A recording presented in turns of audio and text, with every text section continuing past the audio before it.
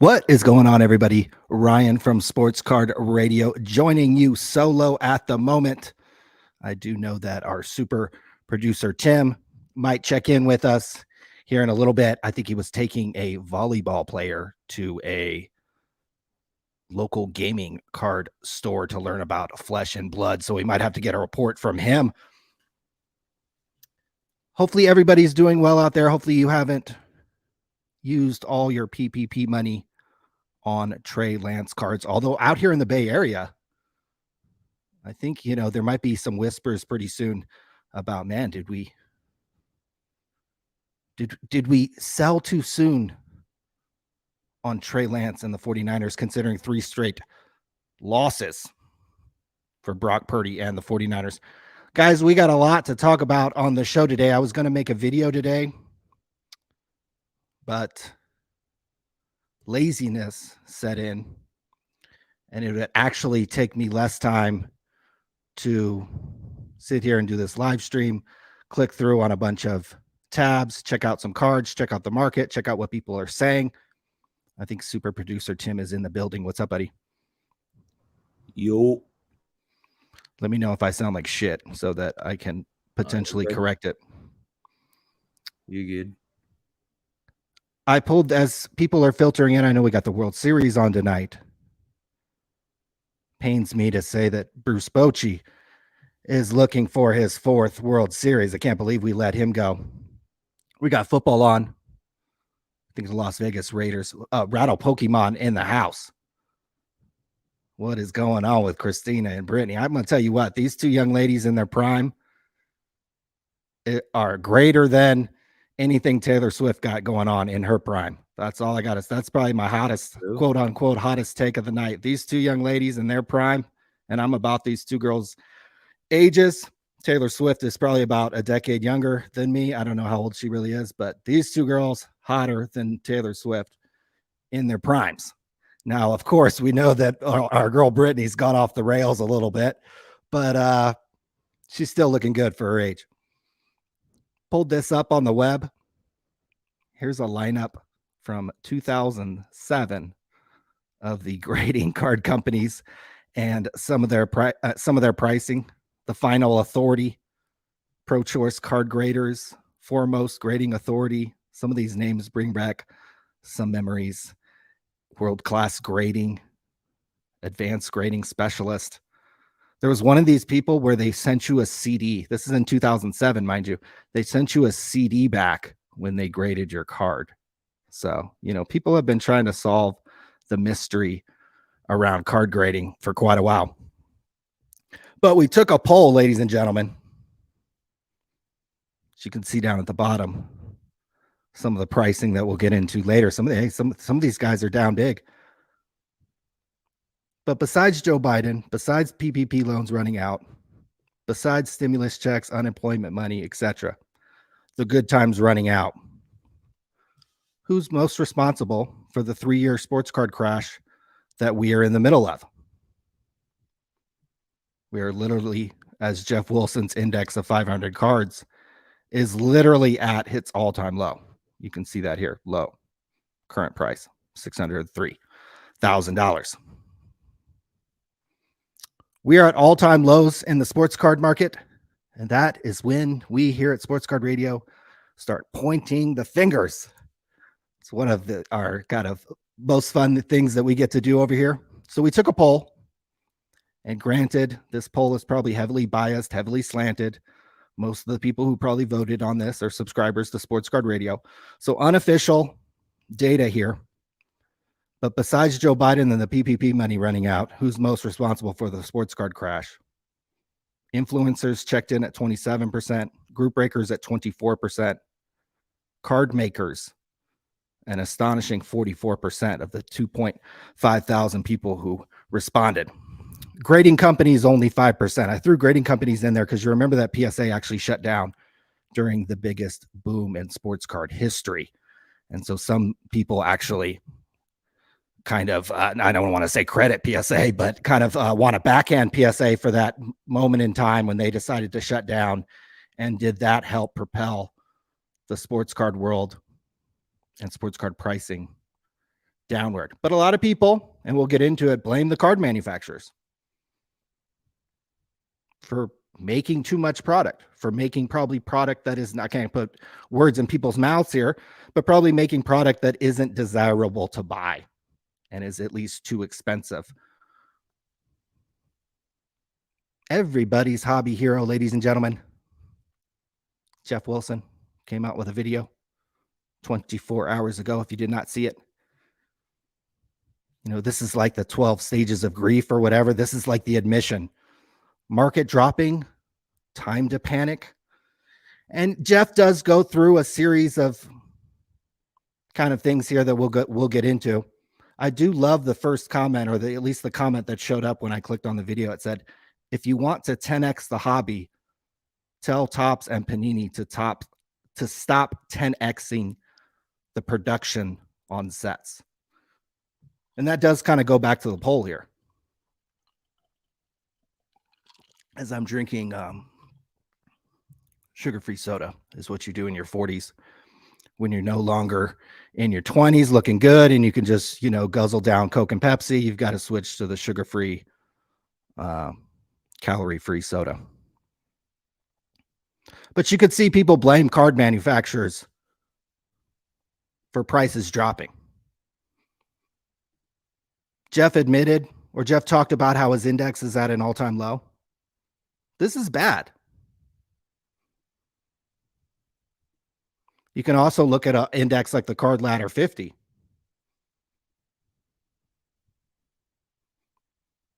And see how far we are off the highs.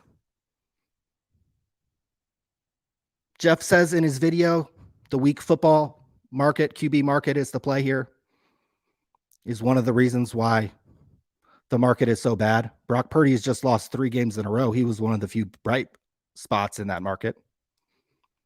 He also says one of the bright spots to come, and maybe why it's not time to panic, is because Fanatics marketing is going to come along and save us all, guys. I just want to be the first here to say that Fanatics has been around actually for a couple years, and what the hell has their marketing done?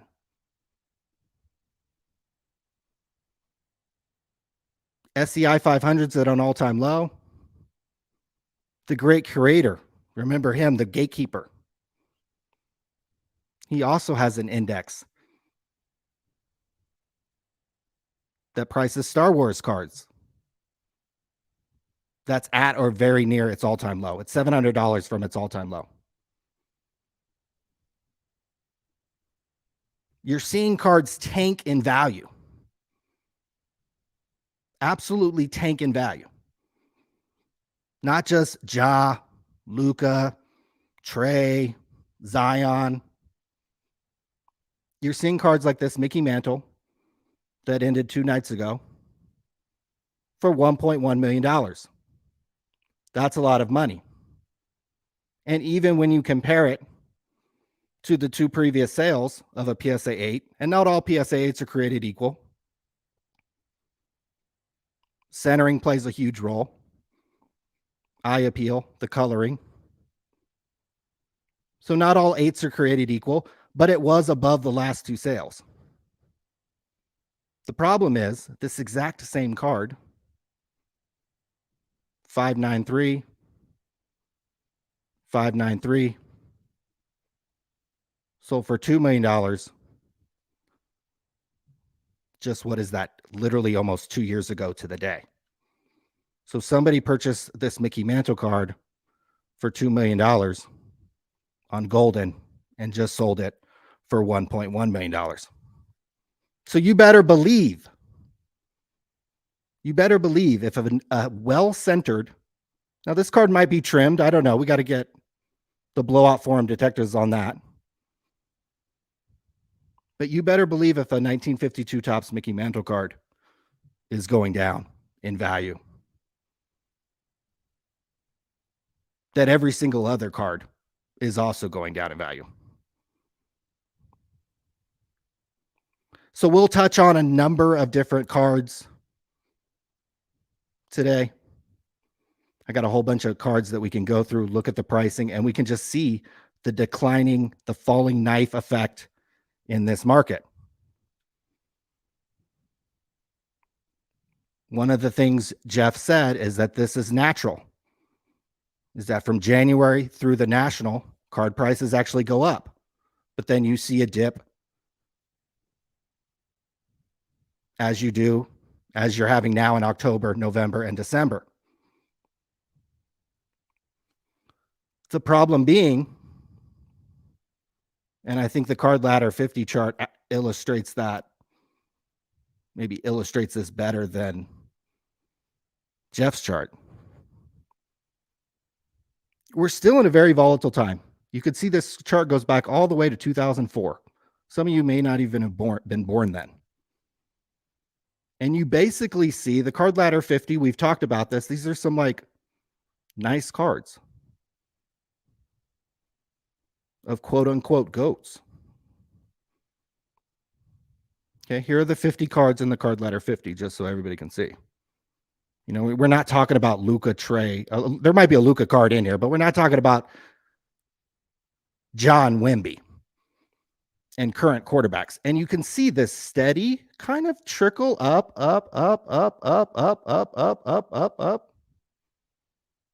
And yeah, in 2016, that's when I noticed the attendance of the National getting crazy. But you're still on a slow decline up. And then obviously we all know what happened during the pandemic. Jeff Wilson came along, Gary V, DJ Ski, DJ Aoki.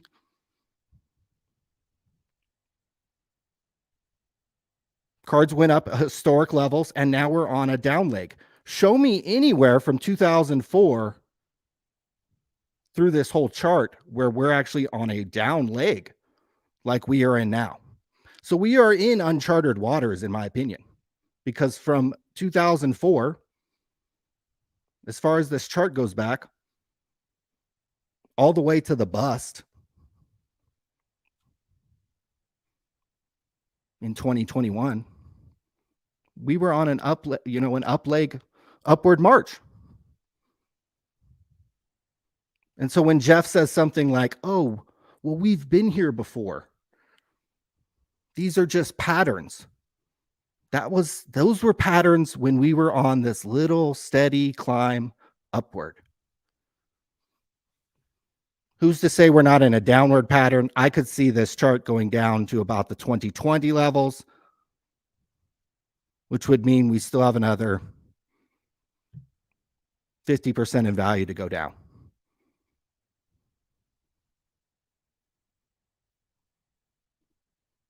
Some of the people in the chat tonight, Rattle Pokemon.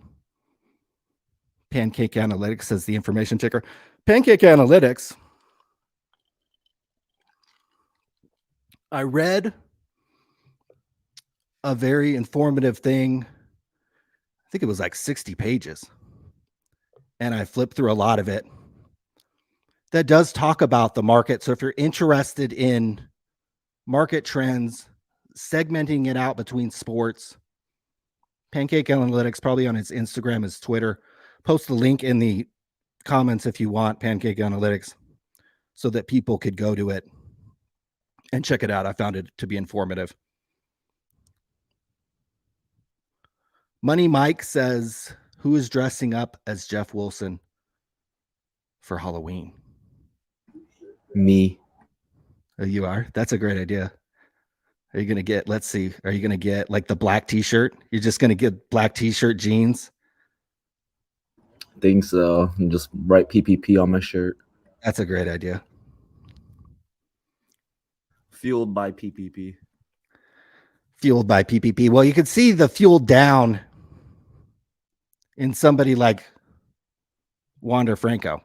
So you can see what happens when you get accused of something bad. Your cards go down 73% for the year. His cards were already going down. Another instance, you can see this is probably the moment where Ohtani got hurt. Boom, he's down 23% over the last 3 months. For the year, though, he's still up 52%. Probably one of the more interesting charts to look at is the Ohtani chart, because he's had really 2 legs up. And now have we seen the peak of the Ohtani market. So kind of interesting. He'll be obviously an interesting guy to watch for his free agency, but really his card market. He's going to have to perform next year for these cards to really hang in there. I could see where they get back to actually 2022 levels, potentially. Same. You know who might have to go on a budget for Halloween this year is Geoff Wilson himself. Here's an 485 star Michael Jordan card, PSA 8. Remember that about a year ago, PSA started grading these actually for the first time. Sold for $58,000. That's after buyer's premium. $48,000 would go to the seller of this card. Well, I don't know if you guys remember this, but a little over a year ago, in fact, on July 29th, 2022, your hobby hero, Geoff Wilson, spent $100,000 on a Michael Jordan star card in the exact same condition, PSA 8 condition. So as you can see, 40% at least the value dropping out of that card there. So you could see why a guy like Geoff Wilson, he might make a video like this, Time to Panic, but then it's always couched by, oh, guys, just wait. Fanatics is going to save us with all this marketing. Oh, guys, don't worry. This happens every year. Okay, yeah, it happened every year because we were in this rational, stable market for literally like decades. This sleepy little hobby that saw its vintage cards go up 10, 20%. Cards of GOATs would go up 5, 10% every year, little bit here or there. Then all the PPP money came in, all the influencers, all the attention, and we're in a completely irrational market, and we're still in it. 2 years, down 31%. These are some of the best cards that people actually want. Let alone when we start getting into the fringier players, the Bulls, the players who are down 70, 80, 90%. We are in a market crash. And I don't buy people saying, hey, this is how it always is. Well, look at a chart, and you can look at a number of these different charts, and they all look about the same. You could pull up the baseball chart, the basketball chart, the vintage chart. Slow little trickles upwards.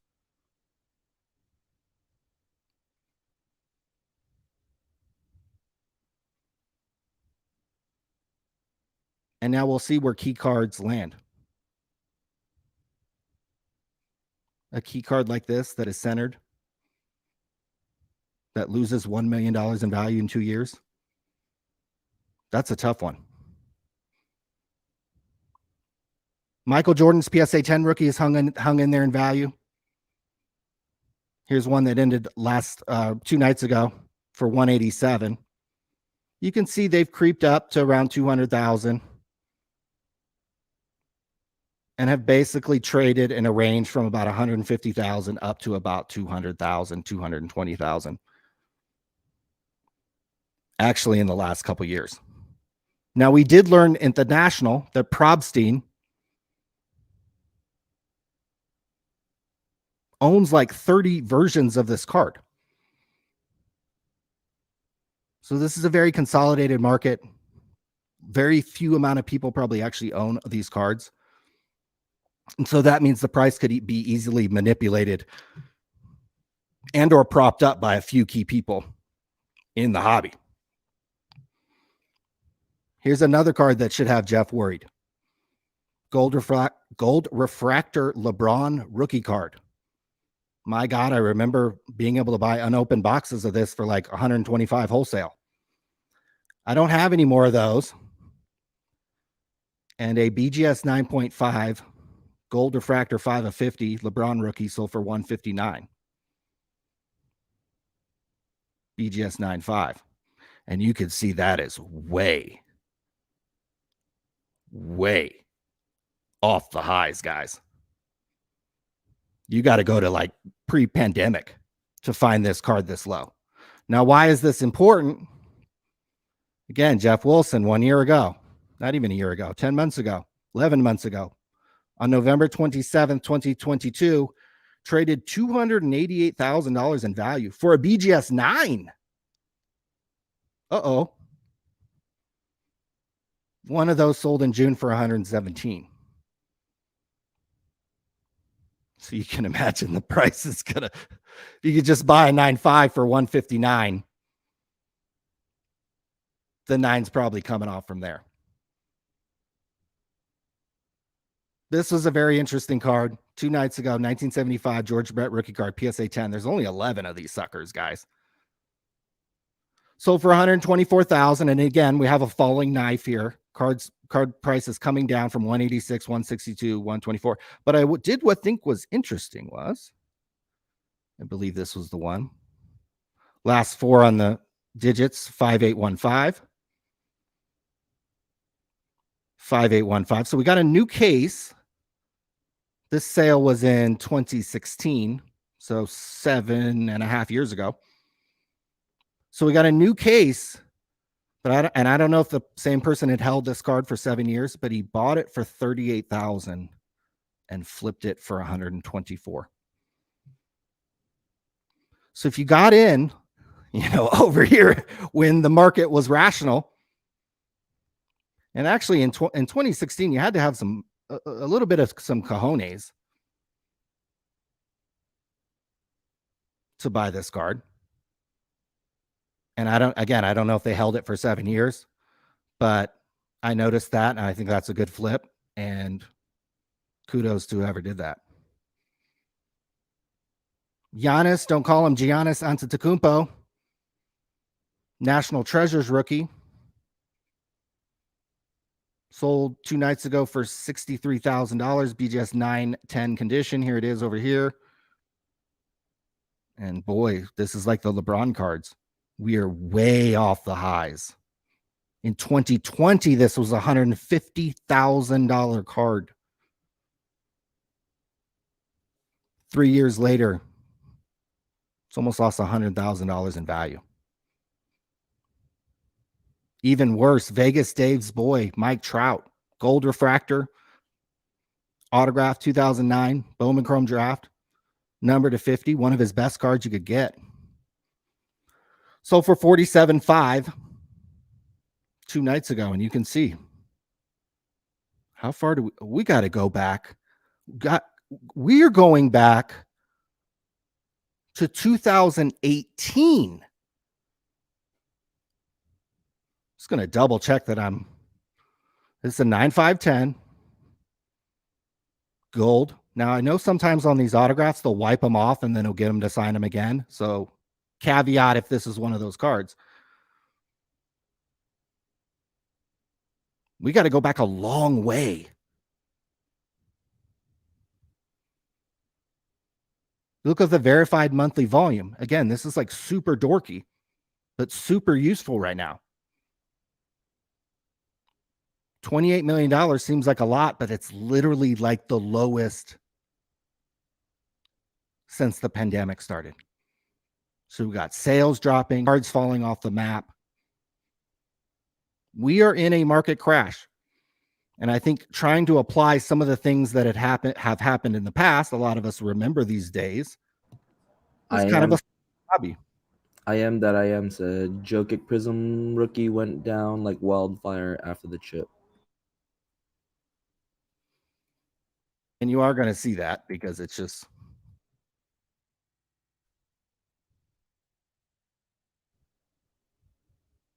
Let's see if we can pull up the chart. Whee!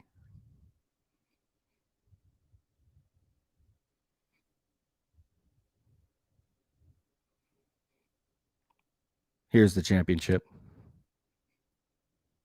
$900 card. Down to about 500.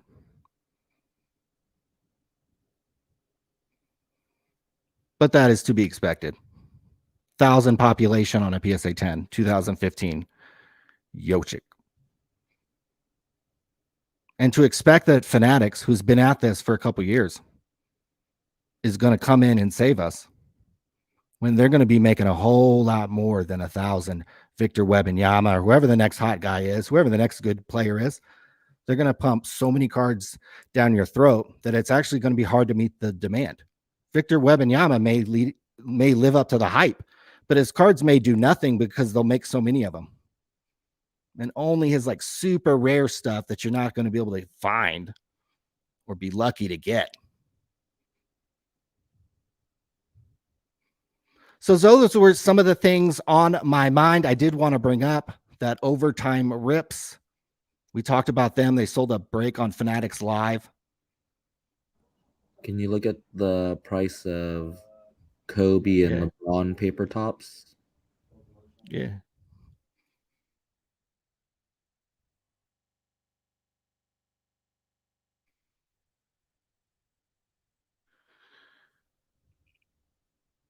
PSA 10 last sold 720. Wow, these have gone down. I sold the PSA 9 for 900 at the peak. Whoo, look at that chart. I mean, a 10 was like at $5,000-$6,000, and now it's 700. It's crazy. There's 4,000 of those. And look at what it, again, we were in a rational market from when Kobe was in the league, and it was a $20, $30, $40 card. Worse than Bitcoin in 2018. So we're still coming off. I mean, we took such good drugs. I mean, the drugs were so good that we're still coming down off those. And who knows where this card, a card like this, will settle off. 4,000. I mean, there's less Jokic. He's killing the Lakers. I should be able to know how to say his name. there's less Prism Joker cards than there are Kobe. Now, in 1996, we were still coming off the Junk Wax era, so they were still pumping out a lot of stuff. And Kobe was obviously pretty well hyped coming out of high school. The LeBron paper tops and Luka Prisms would be interesting to see. What year, MJ? LeBron? Oh, Luka. Yeah. 18. Or what year, MJ? I said LeBron tops 2003. Oh, LeBron, my bad.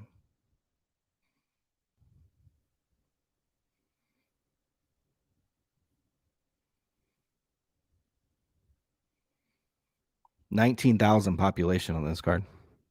$240. Look at this wild. This is like a roller coaster.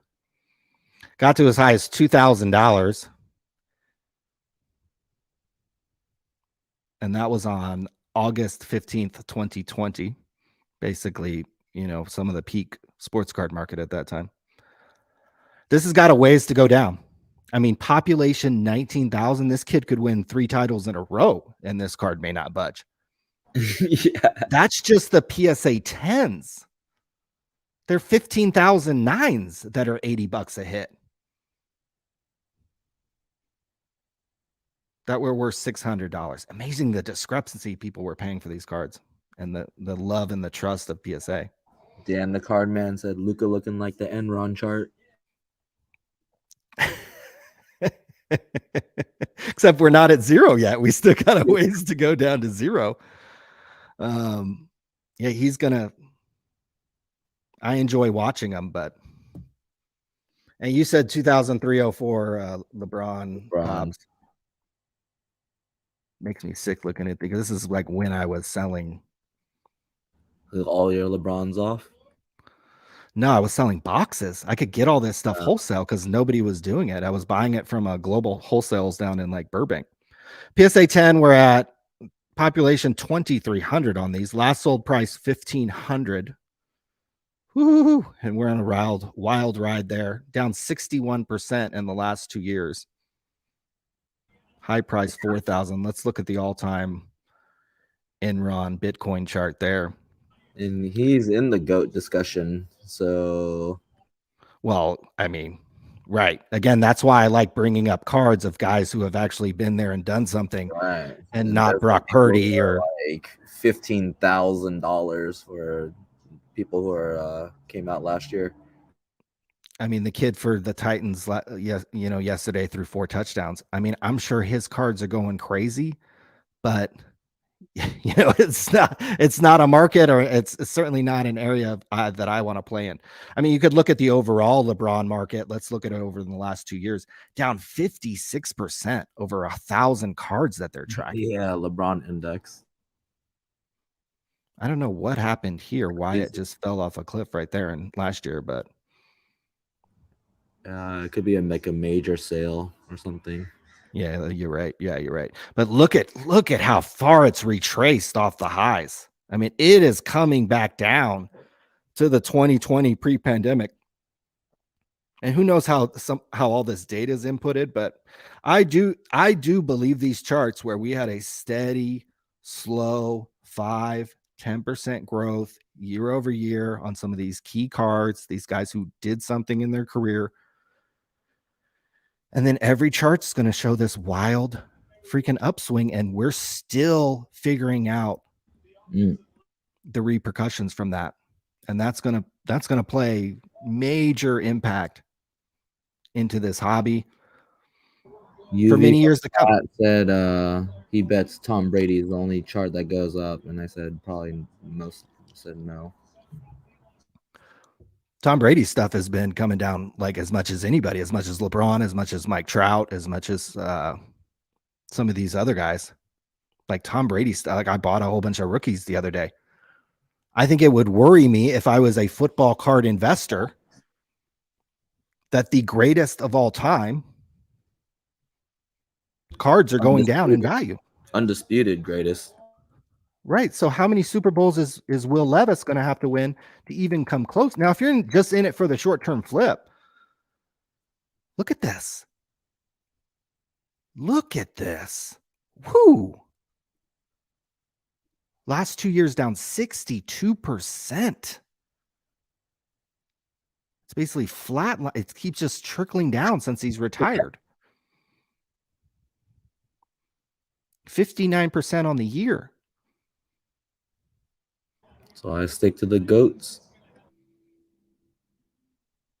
So do we get back to this kind of 2018, 2019? We still got a ways to go. So if the economy stays where it's at, if inflation stays where it's at, go ahead, Tim. Why do you think there was an uptick in 18-19? Because that was not COVID, right? But it started to scale up there in 18-19. I just think the momentum from literally like the year 2000 had been kind of incrementally growing. And then I noticed in 2016 at the National in Chicago, The Cubs were really good that year. They won the World Series. And I remember there was a line to get in. And I remember I left an hour in because there were so many people. And I was like, this is crazy. This is cool, but it's too much for me. I want to dip out and go to the city and go do something else. I noticed that in 2016 that the attendance was going up. And then I noticed that the Atlantic City National, I think it was in 2017, there was a line to get into that. And that shocked me because we were in the ghetto in Atlantic City. And I was like, oh man, that's crazy. Like, where did all these people come from? Ghetto. And then I just think it was building.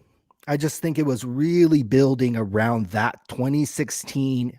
In 2014, we had Manziel who busted out, and there was a lot of depression in the sports car world. You could buy a 2014 Topps Chrome hobby box of football for $25. I have a picture of it. I mean, the hobby did bottom out a little bit. Look at it. You could even see the card ladder chart of Tom Brady. It was 2,900 in 2013. And 2,800 in 2014. You had a little bit of a dip in 2014 because of Manziel busting out. But ever since 2014, you saw increased in card show attendance, especially the national. And you saw interest just in sports cards in general pop up. And then key players, I mean, Tom Brady did what he did. LeBron has done what he did. Steph Curry has done what he did. Other players have kind of gone on and done amazing things. GOAT level type of things. Whereas right now we're kind of in between this era. Mike Trout's hurt. Tom Brady retired. LeBron's on his way out. Jordan, everybody knows what he's done. Mickey Mantle, nobody even remembers what he did. So we're in this weird time where we're kind of searching for new GOATs, new players, new people to step up. Stephanie Garcia. I mean, shoot, Stephanie Garcia's cards are down. We got the ticker running at the bottom. Card Collector 2, his cards are down, guys. What is going on? His cards are down 25%, guys. You ever send cards to PSA? David donated $2, said $10 day and 10-day turnaround next month at PSA. Okay. That would certainly be worth coming in. I know that it's worth. Whereas Wolfie said, is BGS still worth getting cards graded from, or is it just PSA and everyone else? Look, there might be certain instances where BGS or SGC or CSG are quote worth it, or you send your cards in there. I think by and large, if you're looking for resale value to sell these cards, they're preferred to be in a PSA case. The data has borne that out over the last many years, that PSA cards just sell for more. So all things being equal, if you're looking for resale value, go with PSA. If you're looking for something else, then you might want to look at some of the other options. But I appreciate, all you guys for tuning in on a Monday. We've got baseball on. Maybe somebody put the baseball score in the chat. We got 625 in chat. That's ridiculous. Let's get to some of the let's get to some of the chat so that I can answer some of your guys's. If you got hot takes, if you got questions, if you got concerns, how can Fanatics cut the production but also give everyone a chance to get their hands on good product? That's going to be the challenge. DGen Rips, who does a nice job. He's got a YouTube channel where he opens up a lot of product. And look, I mean, a lot of people remember this hobby and remember this period of time. And guys, we were saying in 2010, 2011, 2012, there was too much product. 2014 Topps Chrome boxes with Johnny Manziel and Odell Beckham were $25 for a hobby box. We were saying back then in these days that there was too much. I have a picture of it. I'll post a picture of it on our Thursday live stream. And I'll dig up some old greatest hits. We need those. But perspective. That kind of perspective, right? And we're going on 10 years ago. That was the last time I remember the hobby before all this downturn. 2014 was the last time I remember the hobby being in a downturn. Because of Manziel busted, but then ever since then, you had the Cubs teams. You had Brady do what he did. LeBron went on a run. And then you got the PPP money, Gary V, Jeff Wilson, and all the stimulus money. So I don't know how Fanatics is going to 10x this hobby without making a ton of product. And that's going to create resentment. That's going to create negativity. That's going to create printing issues and production issues. And how are they going to allocate all those product? Tim, our producer, sent us a picture from Costco where they're going to be they're going to be unloading this stuff, a number of different ways. And so it'll be really, really interesting. Fanatics literally bought in at the very peak of this thing. It wasn't Michael Rubin's greatest decision in the world. Frankly, if he had just waited a couple years, he probably could have gobbled all this stuff up later. Agreed. And not got involved so early. At least 40% off. Literally. Michael Rubin came in and bought at the very peak. So that's another thing to keep in mind, that he's one of these guys who bought these cards at a much higher valuation than it is now. So they're going to have to either try to spend their way out of it or make a ton of product and shove it down Group Breakers' throats, shove it down your guys' throats. And that's going to be a problem. The SCR check, I know he definitely needs a raise. We're going to eventually sell the company for over 7 figures, and then he's going to feel really good about the equity that he passed up in lieu of a salary. Dan the Cardman, seasonality has always been around. People are getting confused when they say the overall downturn year over year is normal. That's BS. Right. I think there is a little something from January when Top Series 1 baseball comes out. There's an excitement. There's bloggers. There's people that come out of nowhere because the new baseball set comes out. And then the National does the same thing in September and or in August, actually, late July or August. People come out of the woodwork and all of a sudden appear at the National or get excited about cards. But what we're in now, historically, we've been in an environment where card prices would just chip up very slowly, 5%, 10%, 5%, 10%. We are not in that environment anymore. We're actually in an environment where card prices are going down 10, 20, 30, 40, 50%, even of great players. So we are almost in a very irrational market, in my opinion, right now. Jason wanted us to look up the paper Topps LeBron. Yeah, it's not looking good because if his chrome refractor is tanking, you know his base stuff that got. There's only 50 of these, and you're basically seeing the bottom and the interest fall out. Let's go look at it in PSA 10 condition. We haven't had a sale since February, but I would guess if one of these came to market and there's only 9 of them, you're looking at a price under $900,000, unless LeBron scores 125 points tonight against the Magic, because you can just see what the other ones have done. This is a crazy sale. Is this 23? Okay, this is number 24 of 50. I thought maybe it was like his jersey number. $900,000 January 2022. So congrats on the seller of that card. That is what I call timing right there. What's the serial number on this one? 38. Wow. All the way down to 159. So we'll have to see. And that's LeBron freaking James. So we're going to have to see what happens to the remaining of this market. Clark says, wish I had spent $15,000 buying grading cards 18 months ago, made some bad purchases. But that's how you learn, though. That's how you learn in business, is you do dumbass crap. We're an hour and 15 minutes in. I can start cussing now. This is how you learn in business. 45 minutes in, but my bad. But 15K, hopefully that's only like 1% of your portfolio.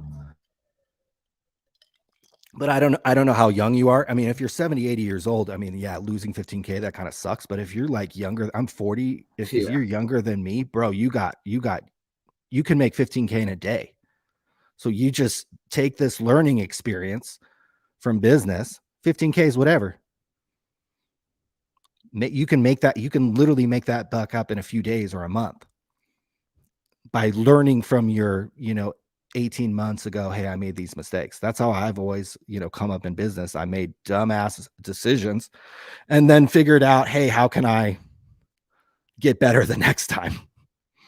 Dennis says too much money when you are paying $50 to $150 per card and getting 100 worth of cards in the higher end products. Right. So if you're, buying into products, buying into breaks, buying unopened wax, I mean, there's nobody who's made a career of buying into breaks. There's professional, gamblers, professional sports bettors. There's nobody that's like, oh, I'm a professional sports card opener. No, it is truly a hobby. It is truly gambling. It is truly meant for enjoyment. Very, very few win in the long run there. Lake House says, what are your thoughts on the fractional sales, i.e. Rally and Collectible? We'll talk. Those were a couple companies that fueled these prices. Because you can imagine who were some of the people spending this crazy money, right? Even back then, there are a lot of people who were like, dude, this is crazy money for a freaking Michael Jordan card. But it was institutional money. It was some of these people who were going to buy a PSA 10 Michael Jordan and then chop it up 15,000 different ways and make money on the fee selling this card. The problem for those fractional websites and businesses is they probably did not foresee, probably really not very many people probably foresaw this epic decline that we are literally in the midst of and continuing hitting lower lows. For decades, we hit higher highs. Now these cards and these indexes just keep hitting lower lows. When will the lows stop? Rally and Collectible helped fuel this market upward because they were willing to buy cards almost at any cost because they had to get them on their platform and then sell them to sucker investors.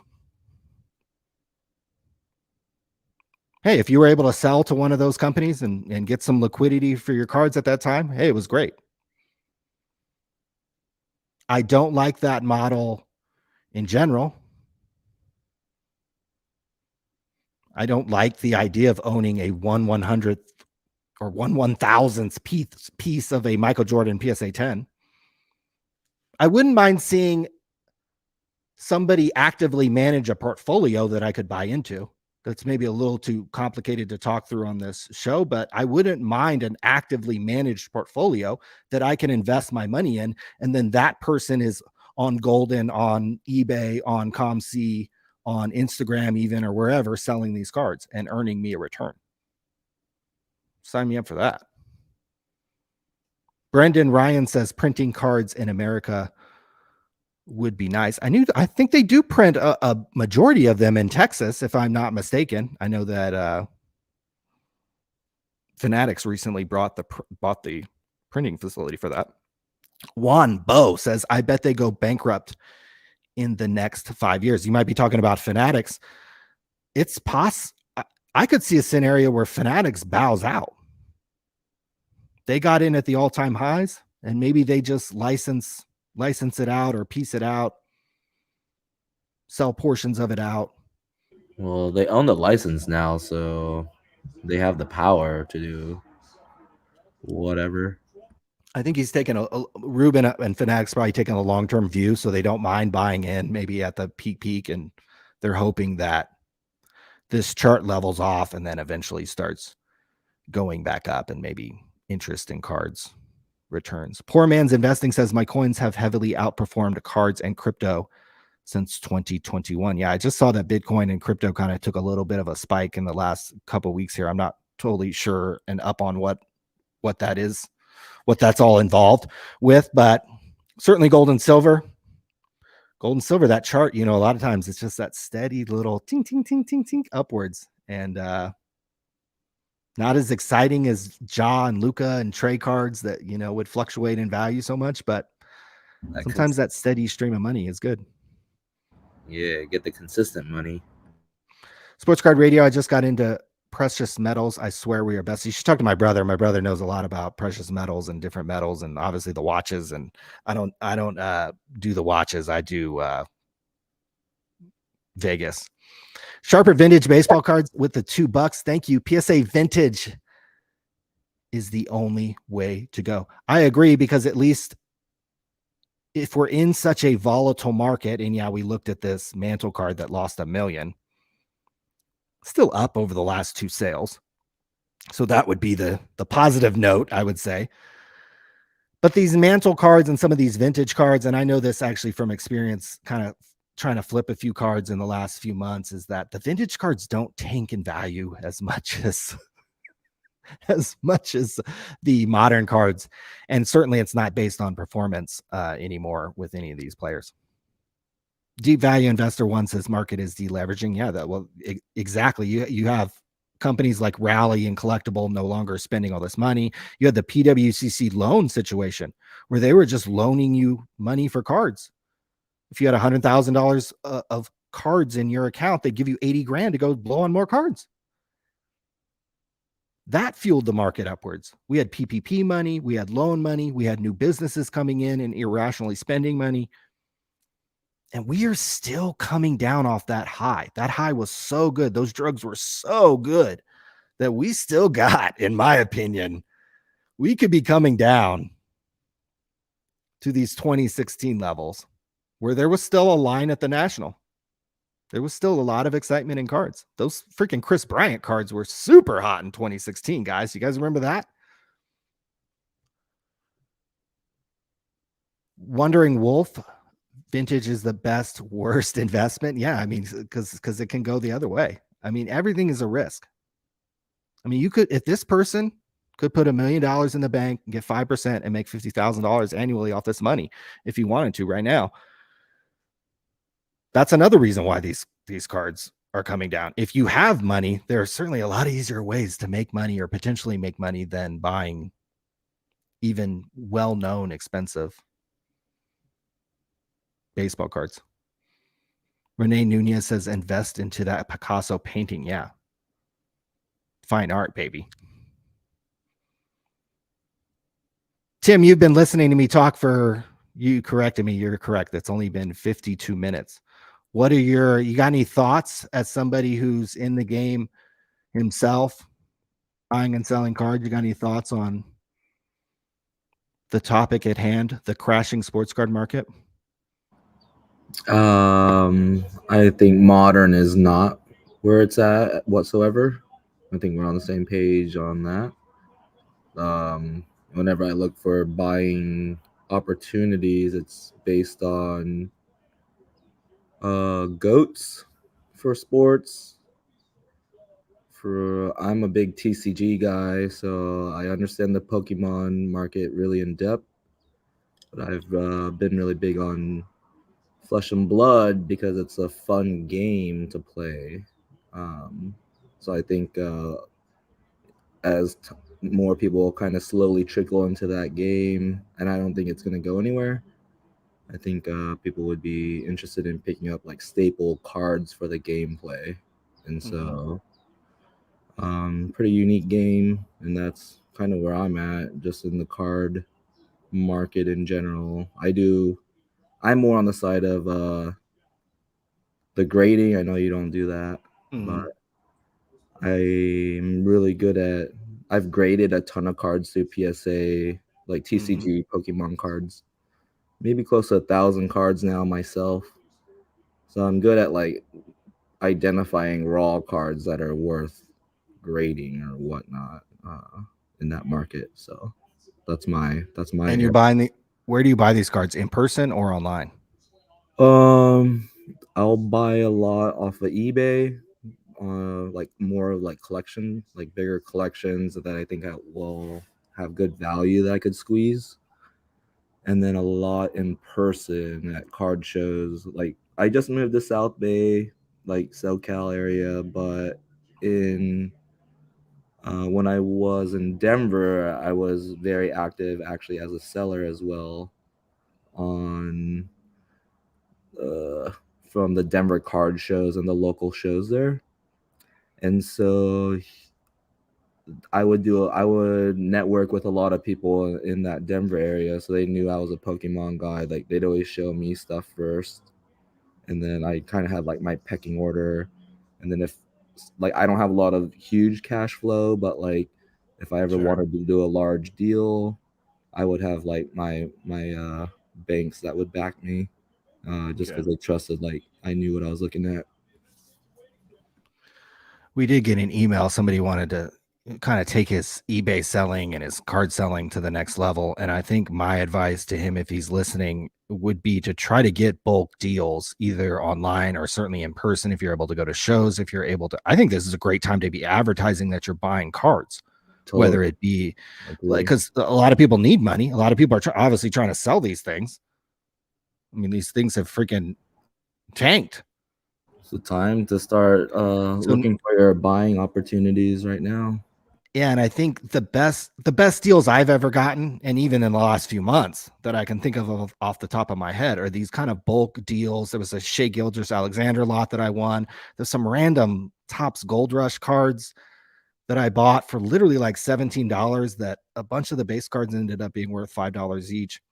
So I think whenever you're buying in bulk, as long as you can, if you have enough experience, if you've been around a long time, you can make these deals. And even if somebody said, hey, I lost 15K, a few years ago or during the pandemic flipping cards. Hey, you make mistakes and you dig back in your pocket, you pull out some more money and you keep firing away. You figure out what went wrong with that money and then say, hey, I'm going to pivot and try this. And different things work for different people. I'm a little more hands off as a seller. I don't like to hold these cards. So I use ComC a Yeah, lot. I use the PSA Vault a lot. I use selling on Golden a lot. I I've use never kind of done any selling of on these. Right. It's a slower method. Now I will be setting up at a card show in a month and a half where I do plan to liquidate or at least bring some stuff that I can at least hopefully buy, sell, or trade. And I have been setting up at a card show at least the last couple years once or twice, and those have been pretty that. cool liquidation events for me where I'm able to either get rid of a lot of junk or in some cases get rid of everything that I brought to the show. Twice that has happened. I've literally sold everything that I brought. So this time around I'm trying to bring some stuff that's maybe a little nicer because card shows are a great way to liquidate stuff, great way to pick up things, great way to make trades. And depending where you are in the country, there could be several small or large around you. And the last show I would go to do that would actually be the National. That were like every other show. I would Mhm. rather go to a 50 table local show and try to Local get some things shows done. are where you're going to find your best deals, and like where people are going to be way more flexible and you're going to get to know someone um, that will be more willing to work with you, honestly. So The people, I mean, the Nationals turned into basically like a museum, and yeah, it's it's a show off. It's a show off right. show. It's not like you go there for the deals anymore. It's different from the National of 2010. And I'm sure the chat has got some great ideas on how there's a lot of ways to skin the cat in the sports card world. And there's a lot of ways to make a little bit of money, make a little bit of income, be able to create some income. So maybe we're able to buy some cards, maybe buy some cards that you want. Um, and everybody's journey is a little bit of different, but don't get discouraged if you made mistakes, if you bought at the peak. I mean, just Yeah, learn from those mistakes and get back in there. Just get back on the horse and get back in there. Now is a good time, I think, to be buying, especially collections from people, because you can get such a steep discount. And if you're able to then turn over those cards rather quickly through whatever means you have, man, there are opportunities there. There are a lot of people who blew a lot of money on cards in the last couple of years and will literally just try to donk them off at 40, yeah. 50, 60% of their value.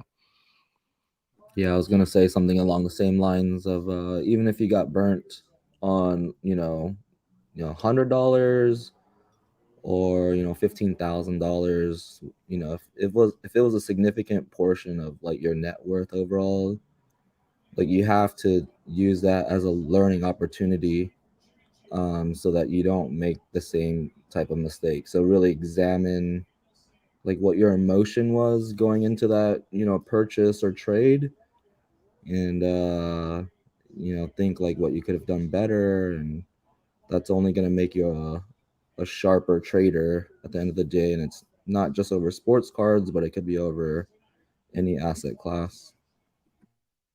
Right. And sports cards are a great way to learn, Yeah, different markets. If you and want to get a stock, you want to get a burn real for a estate. little bit and not a lot of bit. Yeah. Right. I mean, boy, I mean, we got football season going on right now. I could tell a bunch of stories how I lost thousands of dollars, getting stuck with hundreds of football tickets, because I overshot the market. I got too excited. I thought the market was going to be something different. Weather turned my way, in East Rutherford, New Jersey, or something like that. Jason Babler, how do you think unlicensed top rookie autos that end up being their only rookie autos will perform? I would actually probably need, well, a great example is this is Wembenyama, because Wembenyama is not going to have any licensed autographs from Panini. So all his autos are going to be with him in a freaking like suit or whatever they have with him now, or his French team uniform. I think long term, because these will be the only ones, they'll certainly be desirable. You'll see this one for They'll have, $30,000 out of 10. what's crazy to me is this card right here is going for 30K or like final whatever. But people like Roger Federer, which if I say that name, people know who Roger Federer is. Sure. Tennis, right? Sure. So The GOAT. he has no official rookie auto card, but there are definitely rookie cards that have in-person signings. Sure. So, oh yeah. So I guess these would be the official. There's only like a of 10. Oh, 3. This might be the Or the 25 or something. Yeah. rookie relic. It's like a RPA basically. Whew, 58 Rex. So it's crazy that Wembenyama can demand the same kind of price and like, well, I guess not in the same, but ballpark. like half price of someone that's like such a goat of a sport. Yeah. That's hype for you. I mean, this hobby. I mean, we could go through all the, the Greg Odins and, all the names over the years. I remember Andrew Wiggins was such a hyped player. Andrew Wiggins was this, shout out to anybody in the chat that remembers the people went nuts over Andrew freaking Wiggins. Like, I mean, lucky he came around when he did. You guys would have wasted way more money than you did. And that's not to get into the Bowls and some of the other people who have just like been almost. Look, that's a of 10. So if you take that price and make it of 25, it's the same as the Fed. So that's crazy to me. It's interesting. Yeah, it's interesting the different markets, and it's interesting some of the markets that tennis was a sport. Tennis is like no market, so I get it. But right. This is not bad. This is, I mean, 2003 serial number to 100 card selling for $8,000. That's pretty freaking strong for a tennis card. That's for sure. I don't know where we'll have to look. What is the tennis index at year to date? Let's see. It's up there at the top. Tennis is up 13% year to date. Wrestling, tennis, and Pokemon are the only ones up year to date. And then look at this wild ride. Let's go. Wow. Actually, tennis. Wow. So I'm down. Tennis retraced, actually. Tennis has retraced all the way down to pre-pandemic and then has gone up from there. That is very, very interesting chart there. Maybe we'll get a middle finger at some point. Maybe it'll come back up and then down. So we'll get a little middle finger from the tennis chart. That'll be pretty interesting. But we got anything else in the chat? I didn't want to. I mean, we've got baseball on, we've got football on, we've got the Lakers are probably going to lose again in a couple hours. I'm going to have to get some alcohol to watch that, probably us to lose to that young team. But this is all I had on my mind. The hobby hero, Geoff Wilson, guys, ladies and gentlemen. He came out with a video today. He's like in his third stages of grief over here, finally admitting that, man, we are in a tough environment in the sports card world right now. And I think trying to talk about things that happened in the past and apply them to today's market is a little, I would just caution in that, because we are in a 3-year down leg, and literally you can go to Card Ladder, pull up any chart, try to find me a scenario where we were in a 3-year down leg. So it's scary times. And then everybody sees what's going on when you go to the grocery store, when you go to the gas pump, or when you go somewhere else. And everything is twice as expensive as it was in 2016, 2017, and even 2018. Things are rising in price. So the last thing you want to do is dust off 180,000 on a Michael Jordan card, unless you're probably Probstein. My guess is somebody that you know or you've heard of probably bought this card. Because they may be one of the few people that have a little bit of money to spend, and they maybe see where this market could go. Because anybody with $1 million right now, they're likely deploying that money elsewhere or putting it in the bank and earning 5% on it and earning $50,000 on it. You couldn't do that when cards were rocketing up to the moon. You couldn't put $1 million in the bank and get $50,000 back. But guys, thanks for the chat, for hanging in there. We will be back on Thursday. I'm sure my brother will be back. Tim will be back. We'll have a whole new round of topics. Maybe we'll have some special guests. But I appreciate you guys indulging me. I was being lazy today. I was going to make a video kind of showing the charts and blah, blah, blah, blah. And here's where we are. But I was so lazy. It was cold. It was freezing. And I decided to just go live. And I appreciate you guys watching. I appreciate everybody for tuning in. Tim, thanks for hanging out and sharing some of your insight. Email us, sportscardshow@gmail.com. Head on over to Sports Card Radio, where we have daily articles being posted. Some of them are G-rated. Some of them deal in the hobby drama. Some of them I get paid for. So you never know what you're going to find over on Sports Card Radio. So you should head on over there. Ben said this is better than a video. It's also easier to do. It's also easier for me to do. So there might be times in the next couple months where we're going to do our Thursday thing, because I think that's kind of fun. And I enjoy doing that with my brother. I enjoy doing it with Tim. But there might be times where a topic comes up, Geoff Wilson does a video, or maybe something happens, and I can just pop on the live stream and chit chat for an hour or two or whatever it is. And we can just have some fun talking about cards. So yeah, chat really likes this format. Oh, good. Well, yeah, we'll be back soon, because it's easier for me to do than a regular video. I'll still make regular videos, but maybe when I'm a little more gassed up, a little more motivated. So thank you guys for tuning in. Turn on these sports games. Let's see what happens. Don't be afraid to make mistakes. Don't be afraid to buy. Shoot, I bought, I don't know, 100, 200 cards on Check Out My Cards yesterday for, I don't know, 75, 80 bucks. I'm always kind of throwing around money, making mistakes, getting good deals, getting bad deals sometimes. And I think, if you throw enough money at it, if you learn enough things, eventually you come out ahead, even in these turbulent times, even in this kind of down market. I'm still firing money in as much as ever, honestly. We need a soundboard. I need a soundboard. All right, yeah, we need to. I'm gonna sell a couple cards on Check Out My Cards. Hopefully, they fix their login issues.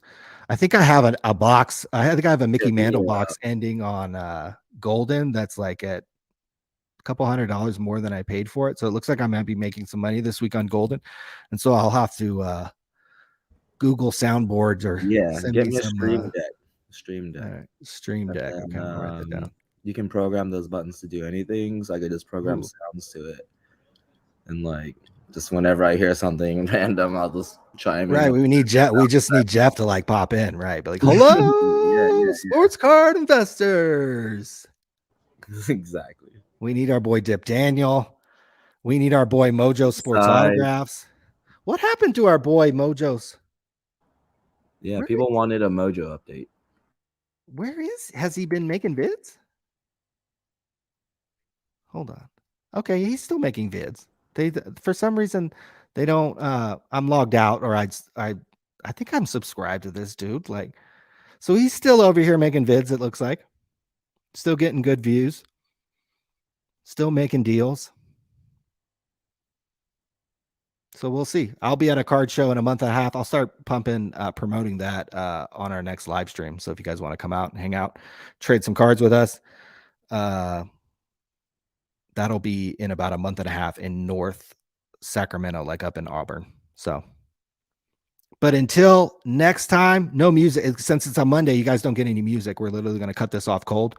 Appreciate you guys coming out. Tim, thanks for hanging out with us. And until next time, guys, go Giants, go Lakers, go Tiger Woods. And that Pearl Jam album's coming out next year. So we'll see you later. And Flesh and Blood.